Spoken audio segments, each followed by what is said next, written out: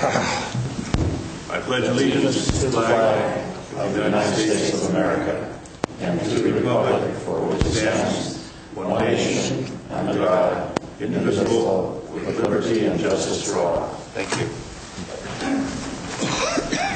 I have a few announcements. There was no action taken on the following two closed sessions held last Tuesday, August 28, 2007. The first was a closed session pursuant to Government Code Section 54956.9b1, anticipated litigation, and the other, a closed session, public employment, county administrative officer, pursuant to Government Code Section 54957. There will be an addendum to today's agenda, which will be a closed session pursuant to Government Code Section 54957, public employment, county administrative officer, and public works director.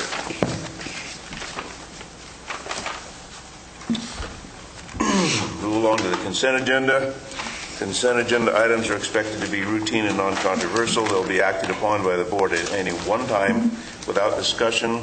Any board member, staff member, or interested party may request removal of an item from the consent agenda for later discussion. Any board members? Any member of the staff wish to remove an item? Any member of the public wish to remove an item? Very well. Entertain a motion for the consent agenda. Move for approval on the consent item. Second. All in favor? Aye. Any opposed? Motion carries on 5-0. Moving along now to the public comment. Any member of the... Oops. Time, yeah. Time. Sorry, 5-minute recess.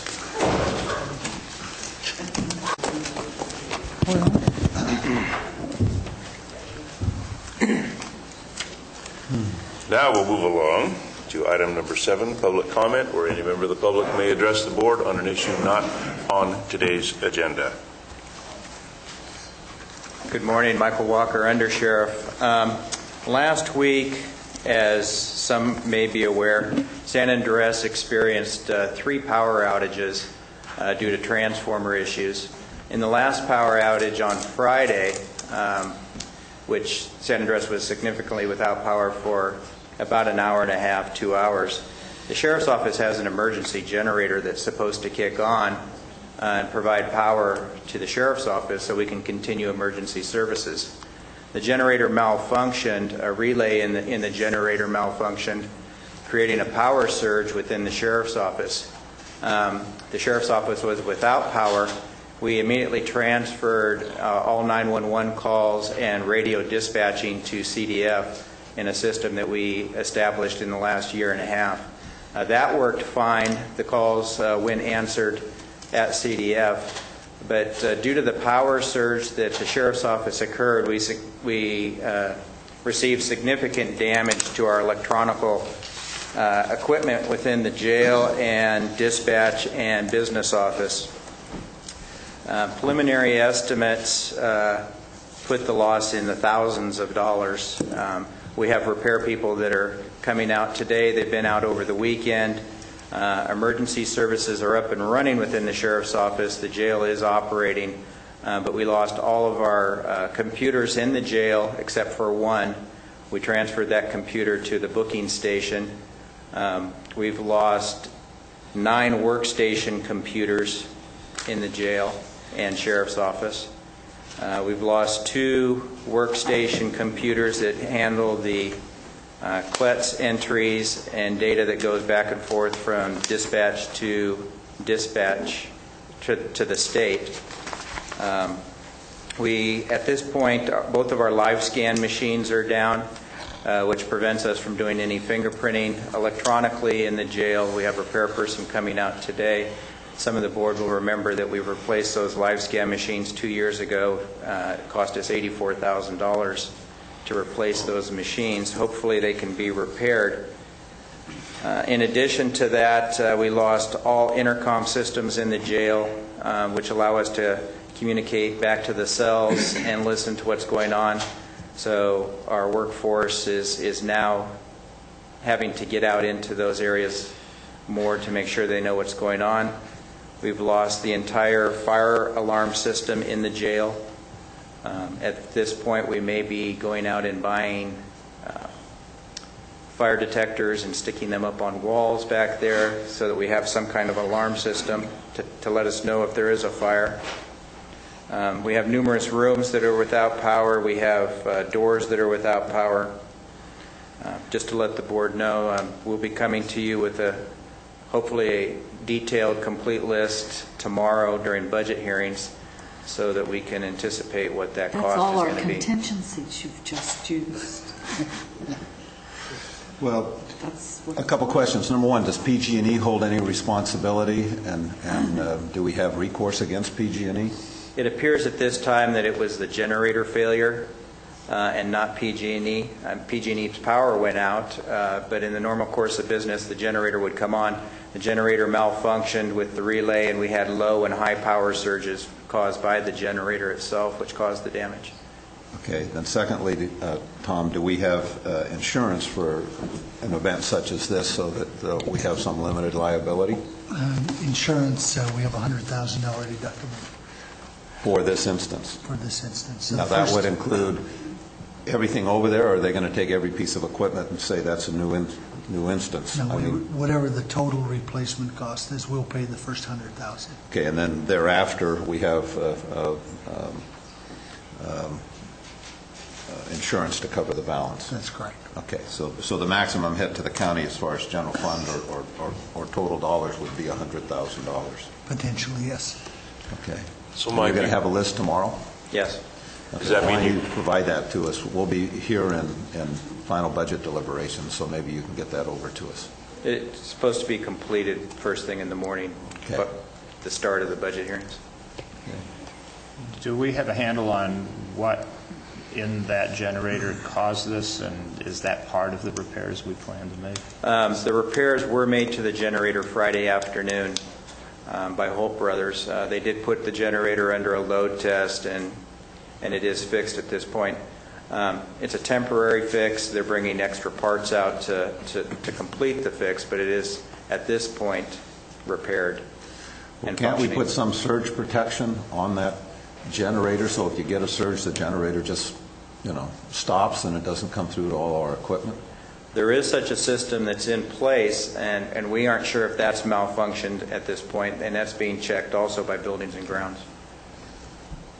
How often do we check this generator? I mean, if we have a backup system like this, do we not sort of run it through its paces every, Every quarter? Every Monday morning. Every Monday morning you do it?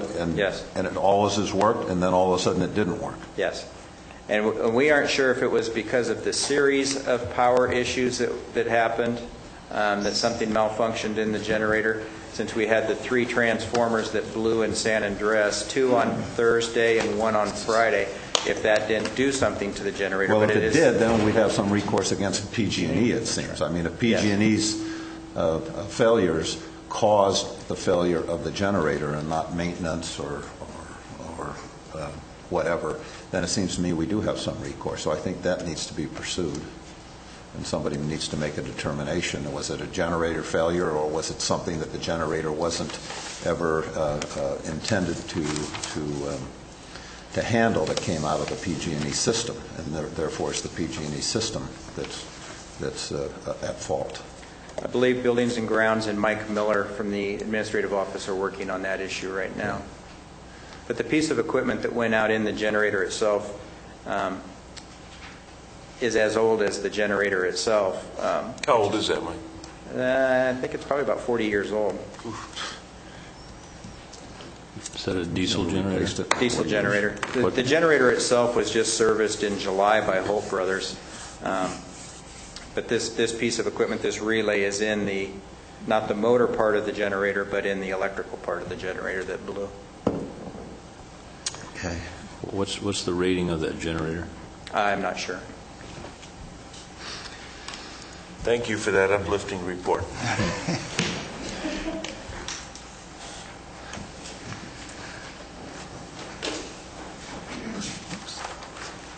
I don't know if I want to get up after that.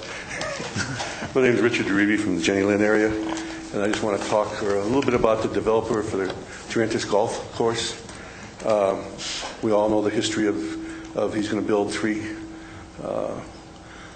golf for himself, and then they got to expand. He was having so much fun and went into 18, and now he's gone in and had his golf course published in National Northern California Golf Digest in May of this year, saying the golf course is going to be open for the public in July, which he had no permits for yet.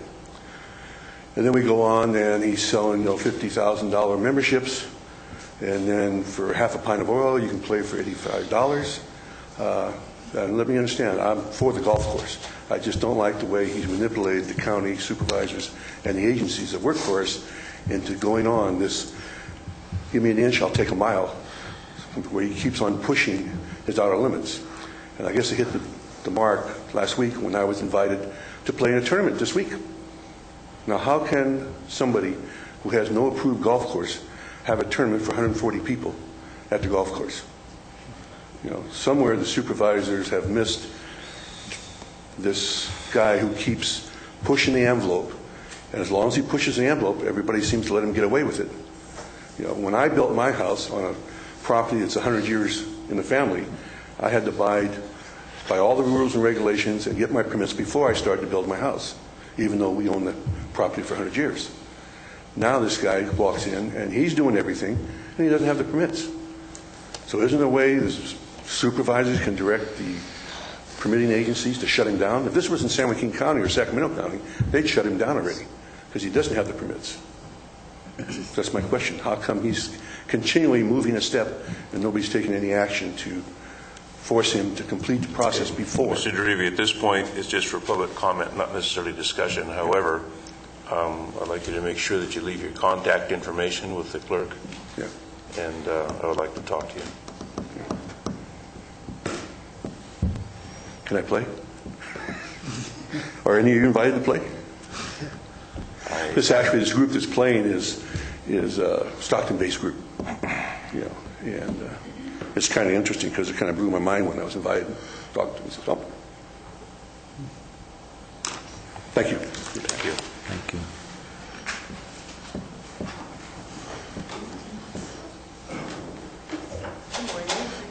Good morning. Julie Western, HRC Food Bank Program Director. And Kathy Hull from CalWorks. And we just kind of want to let you know that September is the 30th birthday for the food stamp program since the federal food stamp program was founded in 1977. At that time, both the Republican administration and the new Democratic administration offered Congress proposed legislation to reform the food stamp program. The Republican bill stressed targeting benefits to the neediest, simplifying administration, and tightening controls on the program. The Democratic bill focused on increasing access to those most in need and simplifying and streamlining a complicated and cumbersome process that delayed benefit delivery as well as reducing error and curbing abuse. And to me, when I read that, I look at everybody needs to know, is working together to feed the hungry of our county, of all the nation, actually. It's a federal program.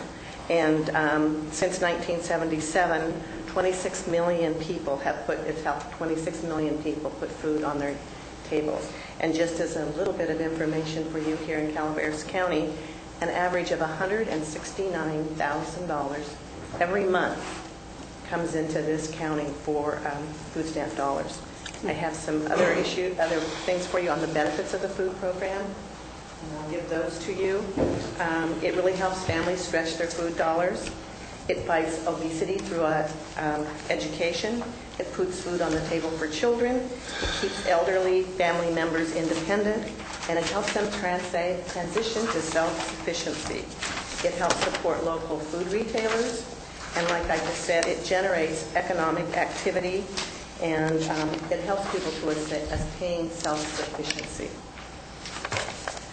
I just want to say, as part of Calaveras Works and Human Services Agency, we do have 854 families and individuals on food stamps. We're always trying to reach out to the community. And this month in September, we're opening a new outstation in Angels Camp. And so we're, again, trying to reach as many people as we can in our community. And the food bank partners with CalWorks and we do food stamp outreach in our food bank office, at our mobile pantries, and at WIC offices and sites in Calaveras County. And we are doing a survey this month with all clients.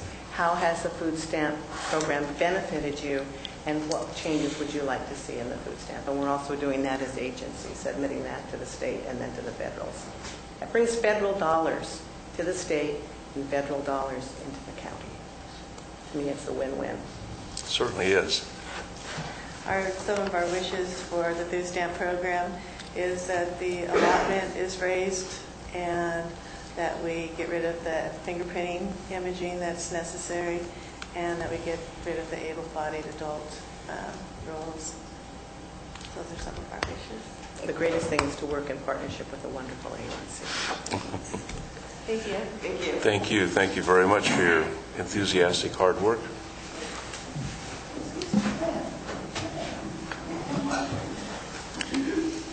The answer is no. Good morning, Howard Stolman, your CIO. I just wanted to follow up on the comments of Under Sheriff Mike Walker and let you know that our data center seemed to, at this point, have survived the power outage. But for the first time in my recollection, the power surge that followed or preceded the power outage actually kicked all of the breakers on our PBX.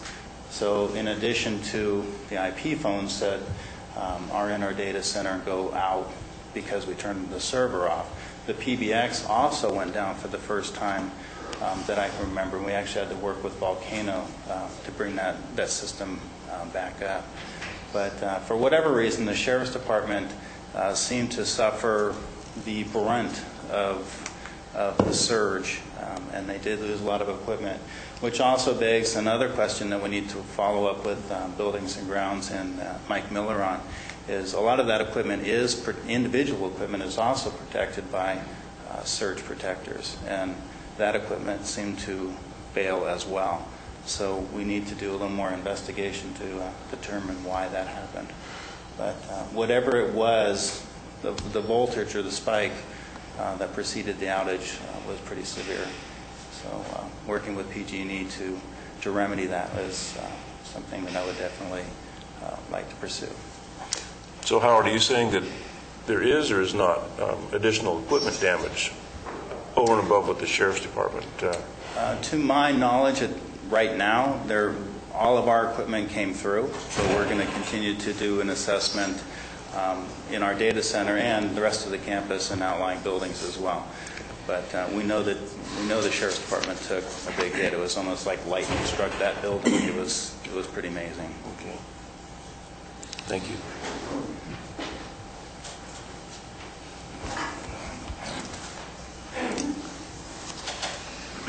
Good morning, I'm Alice Rain.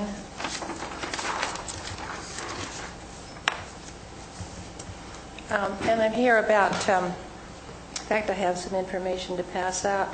I'm here because of the up-and-coming,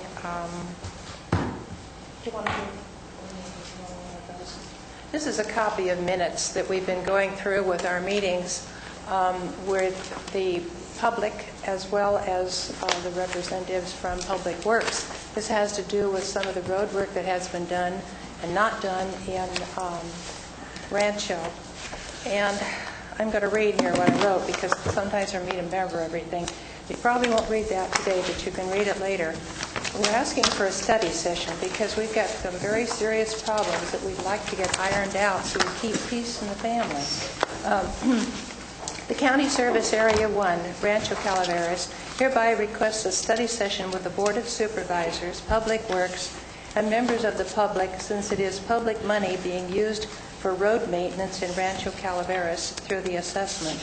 This is regarding the FY 2007-2008 annual report on the CSA 1 Rancho Calaveras. As we're having problems now, we've got road work that we have requested that has not been done, and these are very crucial roads, but they're not getting done. We have the money. We have over $800,000. And we've been asking for fog lines on all of Rancho. We made an agreement last year, because of the bid price, it was too high, and so Public Works said they would take over and do part of the work. And so we agreed to, anyhow, $44,000 up to $50,000 to spend to fog line all of the roads in Rancho and if Calaveras County itself wanted to piggyback, it would probably make it cheaper. Well, we got a bill for about $25,000, and a good portion of the roads were not done. It may have been on one side or another. Anyhow, we have problems with that. We'd like to get it straightened out. And the cul-de-sacs, the head of the cul-de-sac, there's no white line or no fog line. And this is very, very dangerous down there because we have some drop-offs that are 30 feet, 50 feet to 150 feet. You just go over. There's no place to catch yourself. And the fog people don't know that. They can't see it because the fog line stops and they can see that there's still a road ahead, and they go. And this is really, really bad. We have no fog lines on some of the roads itself that are a straight drop-off. The side right next to the side of the hill has the fog lines, but the side that is going over, no fog lines. And this is not right. And we want to, as I said, get together for a study session. We have charges that we cannot account for any work being done on our roads, whether it's in brushing or road work itself. And we've had road work done that we didn't request because the county decided they wanted to do those roads instead of our roads so as they're going along. Anyhow, we've got trouble, and I brought you a copy of the minutes so that you could see. Now, Elaine Elves' name appears here. She, at that time, was the chairperson for the Homeowners Association. And we've had Homeowners Association now coming in. We've had the public coming in to our meetings, listening. And one of the questions that they ask is, where are the bills? We have not seen, we have 2 bills in all the years, 2 bills. One was from Reed when Crail was not done. That was one of our roads. Crail was not done. And Stabulus had a major eruption coming up. It was like a volcano. And those 2 were not done by Public Works. They were sent out to Reed after they said they were going to do all the work for us. So that was $33,000. We did actually get a copy of that bill. And then weed spraying was done about 2 years ago, and we got a copy for the county. And that was up to us to pay. Well, that was not correct. We finally got it corrected. But we have asked and asked and asked for a copy of the bills so we can see what we're paying. And I can't seem to get it through Public Works' head that when you have a bill, PG&E comes in or telephone comes in or road work comes in, you see the bill, you know who you're paying it to. And there's no record that we have. So people come in and say, well, how come this was $500 and that was $2,000? We have no answer. And we have asked and asked and asked. And I've done this for several years and gotten no cooperation, not just recently only, but absolutely. And they send us over to the auditor controller who says, go back to Public Works because they have the bills and they sent us the amount. What we get is that computerized sheet with a lot of numbers on it with no explanation. And how do you, if you sent me a bill and said, okay, you pay this because of these computer numbers on there, I would not pay it. I would demand, what am I paying for? And this is what we are getting. We are not getting any breakdown of any kind. And one of the big things I think that is very, very important, because I don't think that they realize the number of hours we spend riding those roads. It's 48 miles. And we ride those between the 5 of us 4, 5, 6 times a year. We send in a list of roads, what needs to be done and what we want done. And then they'll call and they'll say, we want a list of priority roads. Okay, we give them a list of priority roads. Then they'll call and say, well, now we need an updated list of priority roads. So we keep saying, when are you going to do the work? When are you going to send it to bid? We got a notice the first of the year that they wanted what they wanted, and we got it to them as it was asked for. and they said it was going out to bid. Then I got a phone call just recently, it's not going to bid. County has decided to do the work themselves. In other words, we want a study session so we can get this thing ironed out, because Public Works works hard, and we work hard, and you people work hard. And I don't like to see contention in there. I just want to have it so that we're working together as one and not fighting each other. And you are basically our boss. Dr. Rob. And I think that if you know these things and we can have a study session, bring all this out, iron it out, and then you can help us decide what you want. And I will now finish my little spiel. But I really think this is important because of the road conditions that we have and the dangers to the people's lives. Hey, Alice, I think that Supervisor Thomas will get together with you and Public Works and see if they can resolve some of these. If not, we'll bring it to a study session and work towards the resolution for you. Will we have a study session with all of you? Well, you Russ may. has been You down may. there. Yeah. Yes, you may. But you're going to work with your supervisor. Right. And then we can have a study session with you people, too. Because we've got a lot of members of the public that would like a study session. They're very upset. And even though Russ is our supervisor, we want to get these things out. Public Works has problems with us, I know, and we have problems with them. We need to get this thing ironed out. If you work with your supervisor to make those arrangements. Okay. Okay. Okay. Thank you. Okay. We'll try. Thank you, Oh, Alice. Russ. Here we go again. Thank you. My name is Lynn Eppeler. I'm a board member of CSA1 Road Committee for Rancho Calaveras.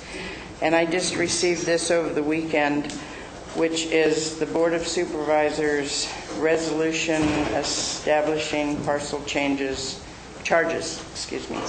in CSA1. And at first glance, it really threw me because it says, the public hearing was held on Tuesday, September 11th at 9:30 by the Board of Supervisors and considered all objections and protests to the report, whereas the Board of Supervisors approved the report as filed. Well, that's a week from now. And then on the last page, it says, notice is hereby given that a public hearing will be held on Tuesday, September 7th, which is not a correct date. September 7th is Friday. And it said, regarding the proposed benefit assessments for the purpose of road maintenance on non-county maintained roads in County Service Area 1. And said hearing will be held in the supervisors' chambers.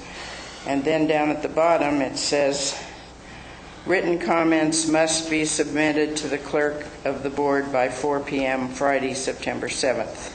So that's the public input. So obviously those are mistakes in the dates. But my other main question is, what's being proposed are these amounts of money for lots. And they're different amounts for if it fronts on a county or a state-maintained road, it's one price. If it's fronting on a CSA road and county or state-maintained, or if it's fronting on a CSA road. Now, as a citizen and a homeowner in Rancho, I am assessed on my tax bill CSA 1 road fees. Now, why are these additional assessments? I don't know why. Are we being assessed twice? Are you familiar with what I'm talking about? I'm not, but our Public Works Director, I'm sure, is. Rob, perhaps you could I need to sign make this. some clarification. Okay, on my tax bill, I pay an assessment fee. And then, what are those fees? Good morning. Good morning. Rob Houghton, Public Works. If I understand the question correctly, what we're essentially doing next week is what we've been doing for the last 30 years or so, in CSA number 1. They have an annual benefit assessment for the purposes of road maintenance, and the board essentially renews that benefit assessment on an annual basis. So the action that we're requesting for next week is essentially a review and renewal of that assessment for road maintenance purposes. No changes in the parcel charges are proposed at this time. Well, who pays these fees and to whom? Who pays These fees are, as you suggested, show up on your tax bill, and you pay that. That money goes to the auditor, and then it's transferred to an operating trust for CSA number 1 that Public Works administers. So Rob, this is going to be on next week's... On the 11th, correct. On the agenda. So we'll have a public hearing then and have plenty of time for discussion at that time. But I think one of the key questions was, are they getting double billed? And the answer is no, this is simply a renewal of the existing situation.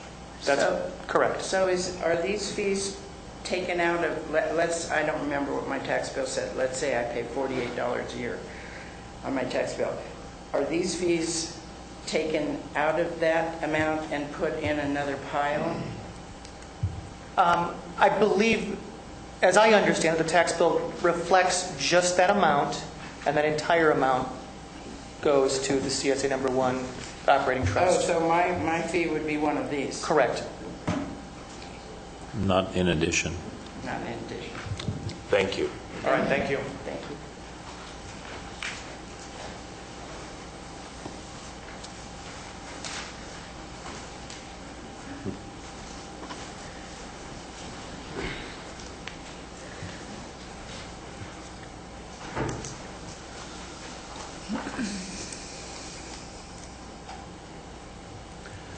Good morning, Marita and gentlemen. I'm Rosemary, and I'm here with the Historical Society, and today in particular, the Red Barn. On Friday, the 31st, we hand-delivered a request to be on your agenda today, and I realized that with the holiday, that was too short a notice. So I decided to come and address you with my concern today. And my concern is a windmill tower that's down at the solid waste yard at Milton. And it belongs to the county. It was on some property that the county acquired. Now, what I'm going to say to you is not a complaint. I just want to set a little background of how I happened to be before you. Over a year ago, Public Works told us that we could have this windmill tower. It's still standing, and it did not have a windmill on it. So we didn't take it because we didn't have a windmill. Well, that situation's changed. One of our members gave us a wonderful aeromotor windmill. It's in good repair, and now we want to set it up over at the barn. So about a month ago, we made a request to Public Works to release the windmill to us. But we haven't had any action. It's just, in fact, we don't even get phone calls.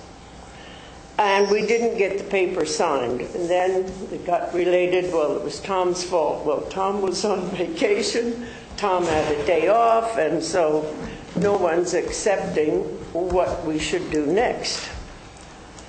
I don't want to go into all the details of what happened, but unless you're particularly interested. So the final decision came from Public Works and from Tom that we had to come to you. So here I am. Now, why is the rush after all this time? We have an expert in doing windmills, and we have volunteer help. And now we have everything but the tower. So that's my request. The tower belongs to the county. It would only get moved to another county property. We have the ability to pick it up from Milton and move it up here on a trailer and set it off. Maybe not set it off. We may need a forklift or some help from Public Works here to get it off of the trailer. We feel that putting this windmill up would be an attraction to the museum, and it would also be an attraction to the whole government center complex. So, if you can't act on this today, would you please put us on the consent agenda for next week? Do you have any questions? I would just ask a question to administration. How can we expedite this and make it happen? Actually, it's already been the process. We've been working with David Studley, their representative.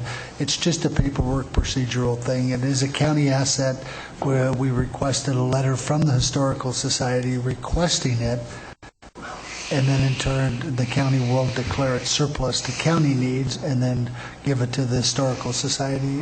There are issues of insurance liability when you're erecting a tower and things we're concerned about. So it's just a matter of paperwork. We just have to be careful that we follow the same rules for all community groups, and that's what we now do based on some of the incidents that happened last year in Public Works. We now request from all agencies that they give us a letter requesting what they'd like.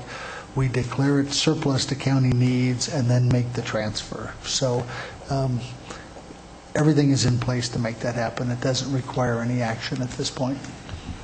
So when can we expect this to happen? As soon as I see the letter from the Historical Society, we could do the transfer. Rosemary, my question is, can you or somebody there just write a short letter today? Actually, that letter was sent to me. I got it on Friday. Oh, okay. It's probably in transit from my office to Mr. Mitchell's office. So that issue is taken care of? The letter? The letter is in Good. my office or Mr. Mitchell's office, but we do have the letter. It was hand-delivered to us on Friday. Right. There will not, it's not required to have a board action on this next week or any other time? Now, at some point, we'll bring it to your board like we do all of those items in a package. That these are items that have been declared surplus to county needs. They are county assets, and we do have a fiduciary responsibility to account for where they go to. So the question remains, when can they actually acquire this?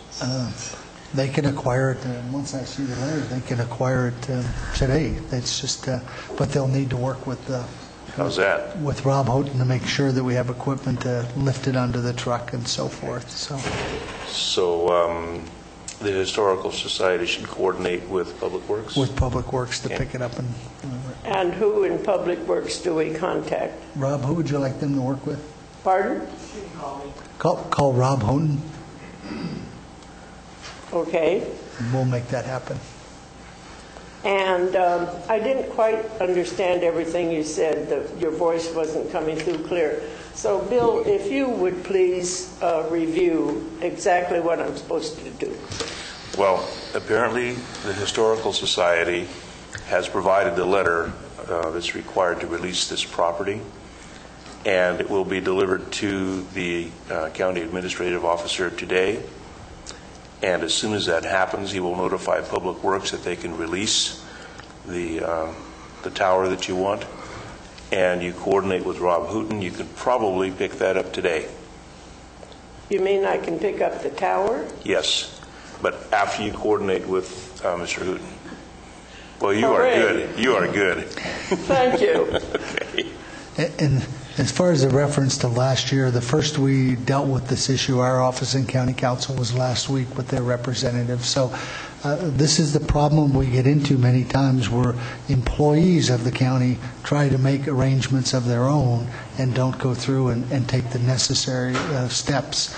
So there are official agents of the county, and then there are unofficial agents, which are all 515 of our employees who seem to feel that they can give things away. So we're just trying to make sure that all the proper rules and procedures are followed. Okay. Well, I appreciate your attention to detail. Good morning. Brian Moss, Administrator of Environmental Management. As the board is aware, on-site sewage was transferred to Environmental Management on July 2nd. And they've been incorporated into the agency, and and are doing quite well, I'm happy to report. I just wanted to state to the board that an email was sent out to what we considered interested parties on Friday, and it also included the Board of Supervisors. It is our first on-site sewage department news bulletin, and this is something that there's also a hard copy put in your file. This is something that's being done to keep the community aware of what's happening with the on-site sewage department, including the AB 885 regulations and timelines for actual adoption of regulations, the latest that we hear from the state of California. We also stated in this news bulletin, we talked about the transfer a little bit, where people can now get their permits for on-site sewage repairs and or new installations. We talked a little bit about how the board adopted a change to or addendum to Title 1312 a couple of weeks ago. And essentially, again, directing everybody to the new location for permits.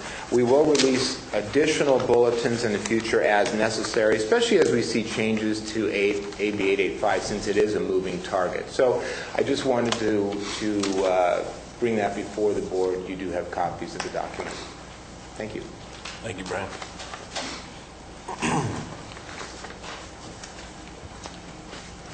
Is there any other member of the public or staff who would like to make comments for items not on today's agenda? Very well. We'll move along to item number 8, discussion and possible action regarding Board of Supervisors' response to the 06-07 final grand jury report. This is for the County Council. The board's, the board's responses are due today. I sent out a draft of some suggested responses about a week ago. I haven't had any feedback, so I assume that these are basically... Is this the same as I read last night that you had sent out? It is, yes. Okay. I gave you a second copy today just for convenience, Oh, but okay. they're the same. I assume that there's no obvious errors. I would ask that the board confirm the first paragraph on page 3. That refers to the board's direction with regard to the general plan update process. I wasn't at that study session. This paragraph states what I understood the board's direction to have been, but I wanted to, since it's an important issue, I wanted to make sure that the board, or that these responses correctly state what the board directed. And otherwise... I think that's where the board left the last study session. I believe that's correct. In many cases, the individual departments have responded to issues raised by the grand jury, and these draft responses just adopt those responses by the individual department heads. Any comments from the board or questions or corrections? Jim, I'd like to propose one on page 3. Recommendations for findings 1 through 3, page 39, the last paragraph. Yes. The decision regarding a new jail is primarily in the hands of county residents and the state, AB 900. I sort of didn't want to leave the impression that it's just county residents who are going to fund it, that it's got to be a partnership with the county and the state. That that's just my... I think that's correct. Is that appropriate for this? Yeah. It is. I support that. Thank you. Any other comments?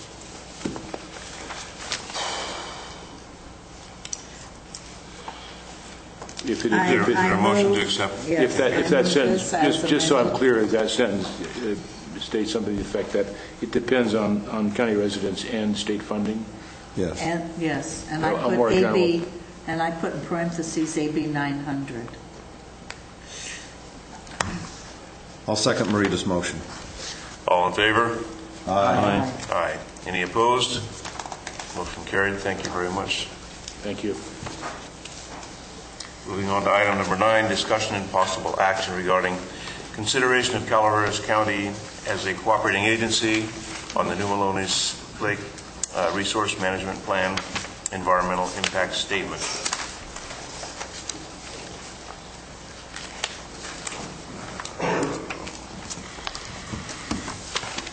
Good morning, Shirley Ryan with the County Administrative Office. On August 14th, the board had brought forth a letter from the Bureau of Reclamation regarding an invitation to the county to become a cooperating agent for the New Melones Land Resource Management Plan Environmental Impact Statement. And it was the concern of the board at the time regarding what they meant by financial support and some other clarifications regarding what is required of a cooperating agency. At the board's direction, I contacted the Bureau of Reclamation, both Elizabeth Vasquez from Sacramento and Peggy Brooks from New Melones Center. And basically what financial support means is that time spent by county staff reviewing and commenting on the RMP EIS would be borne by the county, that there would be no reimbursement by the Bureau of Reclamation. Additionally, should the county require an additional study, whether it was roads or something that was outside what the Bureau of Reclamation required, then that cost also would be borne by the county. But basically, it's working in partnership, reviewing draft documents, coordinating comments from the different departments within the county, and giving those comments back to the Bureau. Additionally, there's a workshop going to be held on the 28th and 29th of September for comments from the public. And if the board decides to move forward as a cooperating agency, they will need to submit a letter to the Bureau stating that by September 14th, signed by the board chair. And they will also need to designate a county contact, a representative that will be the point of contact for the county. That person will receive all the documents and will distribute them to the different departments for review and comments, compile those comments to make sure that they are consistent, and then return those to the Bureau. That representative also will meet and work with the Bureau. In fact, they spoke about getting a meeting with that designated representative in the beginning to mid-October. So if the board decides that they want to be a cooperating agency, we can go ahead and put forth that letter to the Bureau, but we will also need to know who you would like to designate as the point of contact, the representative for the county. A couple of questions, Shirley. On this, if the county requests a study, the county pays for it. That's correct. Well, it seems to me that kind of depends on the study we're requesting. If it falls within something they should be doing anyway, well, it seems to they me have they certain should be... studies that they are planning on doing. If it's something outside the studies they're doing, I'm sure they'll be doing impacts to roads, they'll be doing impacts to recreation. But if it's something specific that the county wants that is not part of the plan, then the county would be obligated to pay for it. Is that spelled out pretty clearly I mean, are we going to spell that out in the letter we send to them? We can. Okay, because I don't want to think that we're going to start assuming the costs of studies that appropriately should be done by the Bureau. Right. The only thing I can think of, and Russ can jump in here, is we are looking at that road coming off of Old Burns Ferry. Now, I can see that maybe they say, well, that shouldn't be included in the study, but if we want the road to be included, then it seems to me they should bear the cost for when they initiate the study, that they incorporate what the effects of that road would be, and we're not going to have to redo the whole Bureau EIS process because we would like to have a road coming in from Old Burns Ferry. We may need to bear the cost of that road and get their concurrence on the engineering and location of the road, et cetera, but I don't want to have to redo the whole EIS study for New Melones because of that road. So I think there needs to be a pretty clear understanding of what we might be responsible for and what they might be responsible for. And I'll let Russ jump in. Well, I can only assume that because of the responses that many of us filed during that period in which you could file your requests for inclusion of different proposals, that the road and the possibility of that road, I mean, I'm a pretty religious guy, but I'm hoping that this is true, that this is being moved along. Now, this study that they're talking about later in October, that will give us an opportunity to see if it is on their radar. But I read the 1976 report that said that they were anticipating, in exchange for all of the takings, they flooded a lot of people's property, and that they were going to have 3 million visitors to that facility by this time in year 2000, actually, is when they anticipated they have 3 million. They've never exceeded 800,000.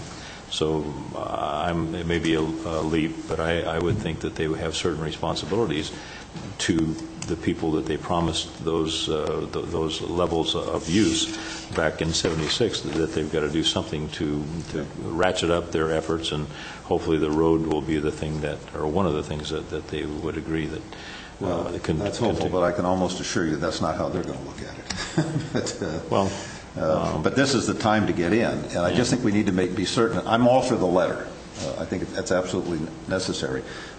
But I want to make certain in the letter that we say, I mean, maybe we should say what Russ is saying, that you agreed, to 3 million people. The way to increase use is to incorporate this road within your studies and within the EIS process, et cetera. I think we're going to have to fight for that, for the ability to put that road in and to have another facility down there. But what we don't want to do is at some point we do that. Now we have to pay for the whole, redoing of the new Maloney's management plan and a new EIS and a new everything, and then that just kills the project. That has to get incorporated now in their processes. And so I think we need to be very careful in the wording of the letter we send back to them. And that's fine.